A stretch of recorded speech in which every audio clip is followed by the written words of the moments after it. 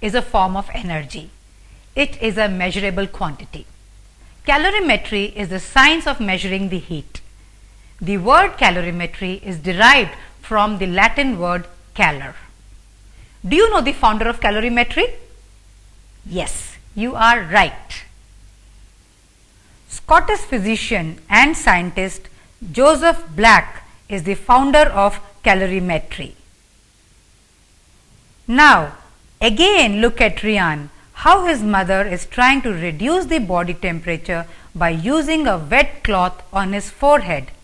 But initially, the cloth dried quickly as the body temperature was more, so Ryan's mother is changing the cloth frequently. Later, once the body temperature is reduced, she is changing the wet cloth with some intervals. Finally, the temperature is reduced to quite an extent. This is a very common method of lowering our body temperature during fever. This commonly used method in our homes is in accordance with the fundamental principle of calorimetry. Let us discuss the fundamental principle of calorimetry.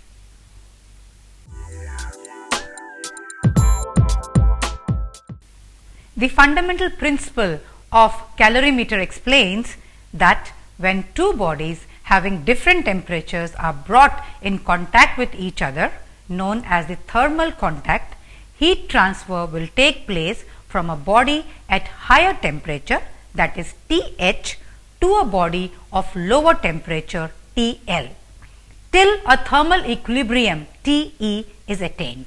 That is, lower temperature is less than temperature at equilibrium, which is less than higher temperature. Thus, according to fundamental principle of calorimetry, we can compare Ryan as the hot body and the wet cloth as the cold body, as its temperature is lower than the hot body. When Ryan's mother puts the wet cloth on his forehead, the heat transfer takes place from his body to the wet cloth. That is, from hot body to the cold body.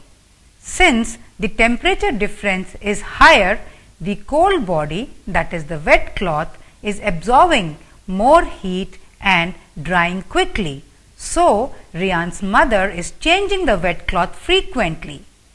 After some time, when the body temperature is mostly transferred to the cold body and trying to attain equilibrium, she is changing the cloth slowly as the cloth is drying slowly.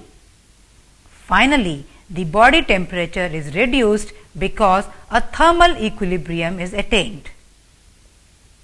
So, from this we conclude that the heat lost by a body at higher temperature is equal to the heat gained by a body or bodies at lower temperature, or Q lost by a body is equal to Q gained by a body or bodies, where Q represents the quantity of heat.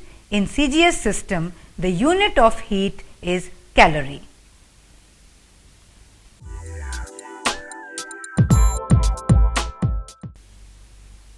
Now, let us discuss the factors influencing the quantity of heat.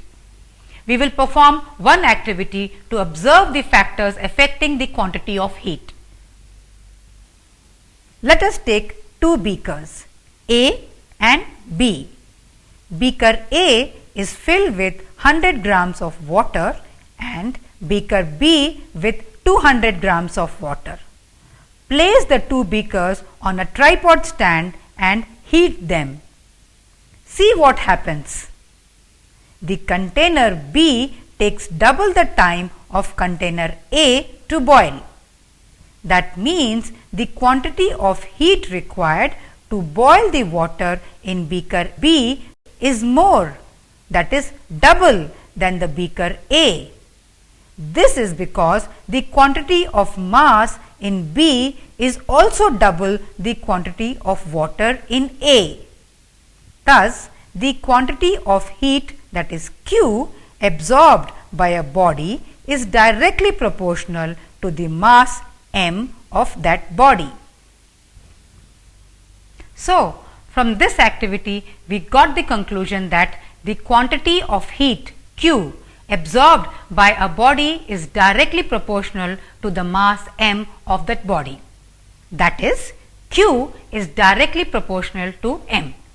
Now, let us perform one more activity to observe the other factors affecting the quantity of heat. Let us take 100 grams of water in a beaker and place on a tripod stand. Note the initial temperature of water, say T1, which is measured with a centigrade thermometer. Now, heat the water in the beaker up to 40 degrees centigrade. Note the time taken for water to raise its temperature from T1 to 40 degrees centigrade. Now, let us continue the heating of water to further rise the temperature up to 80 degrees centigrade. The time taken to raise the temperature from T1 to 80 degrees centigrade is also noted down. So, it is observed that water will take more time to reach 80 degrees centigrade than to reach 40 degrees centigrade.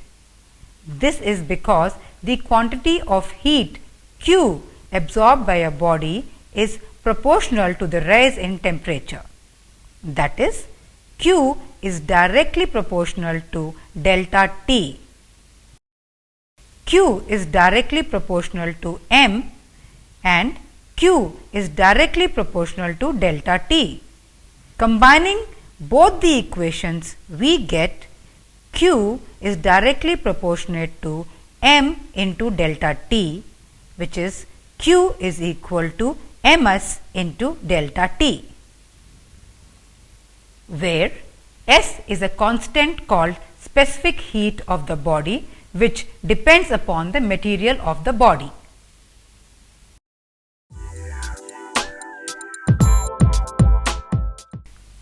Now, let us see the units of heat under the CGS system and MKS or SI system. In CGS system, the unit of heat is calorie and it can be represented by a symbol cal. Here, 1 calorie is equal to 4.18 joules. We can write the units of heat under the CGS system in another way also, that is kilocalorie, and it can be represented by a symbol kilocalorie, that is kcal. Here 1 kilocalorie is equal to 4.18 into 10 to the power of 3 joules. In SI system, the unit of heat is joule.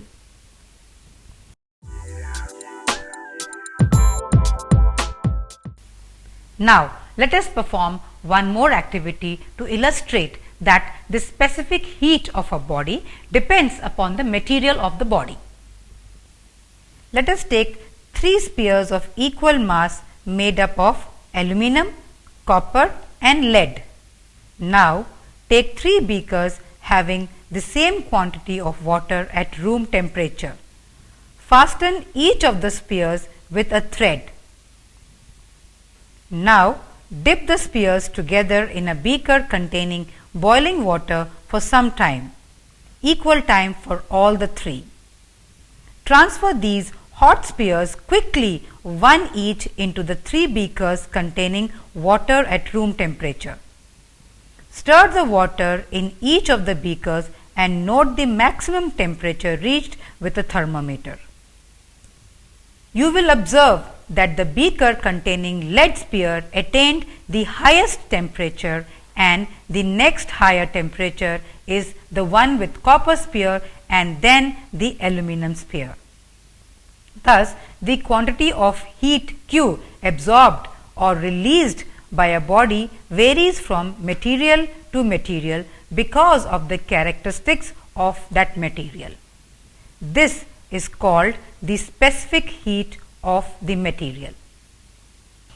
Since Q is equal to ms into delta T, we get S is equal to Q by m into delta T, where m is equal to the mass of the body, delta T is equal to the rise or fall in the temperature, S is equal to specific heat of the material.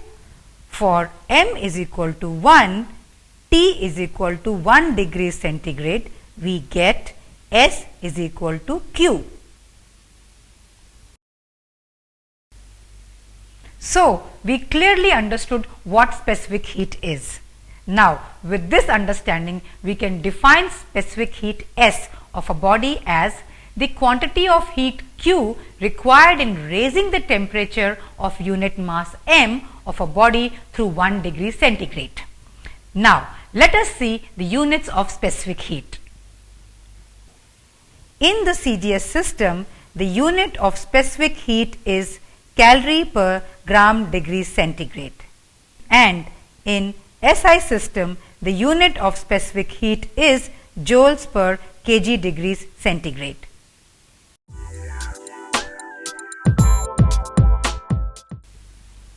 Now, let us see the apparatus calorimeter. A calorimeter is a device for measuring quantities of heat. A calorimeter consists of a thin copper vessel C, which is cylindrical in shape. A stirrer S is used to stir its contents and maintain uniform temperature in the copper vessel. To minimize the loss of heat due to conduction and convection, the copper vessel is placed in a wooden box W. The gap between the wooden box and the copper vessel is filled with insulating material F, like wool or felt or coir. The wooden box also contains a wooden lid L, suitably perforated for the passage of the stirrer, and a thermometer T. It may also have a holder H for holding the thermometer.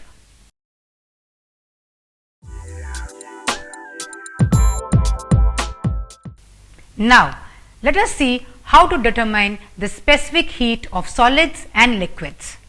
For both solids and liquids, the method of mixture is equally applicable. But for solids, usually the method of mixture is followed, and for liquids, different methods like electrical method or Newton's method is also followed. In the method of mixtures, specific heat is determined by using a mixture of solid and liquid. The method of mixture obeys the fundamental principle of calorimetry, that is, heat lost by bodies at higher temperature is equal to the heat gained by bodies at lower temperature.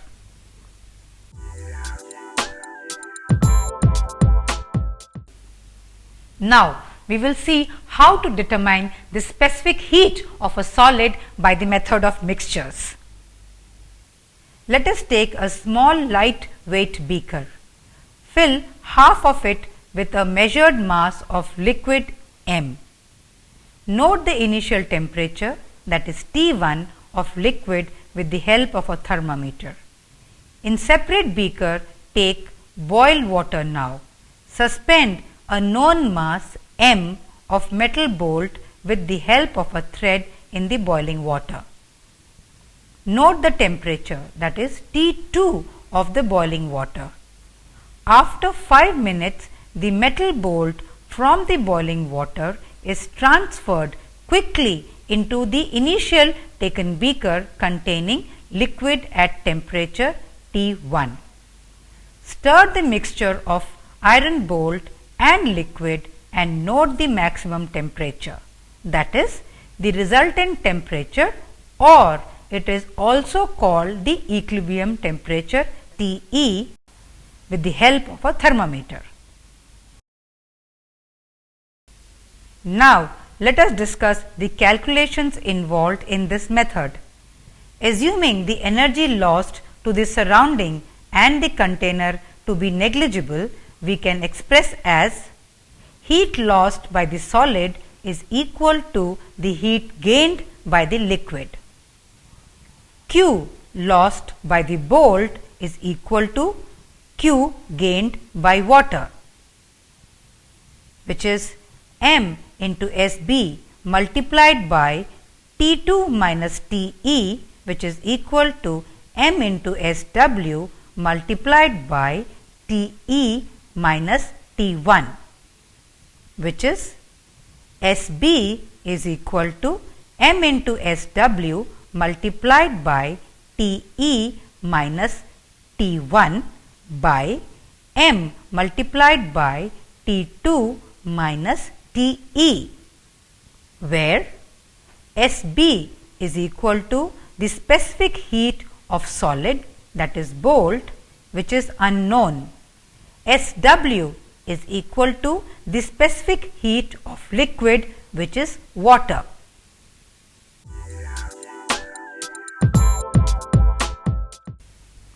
The method of mixtures determining the specific heat of a liquid is also the same as the method used to determine the specific heat of a solid.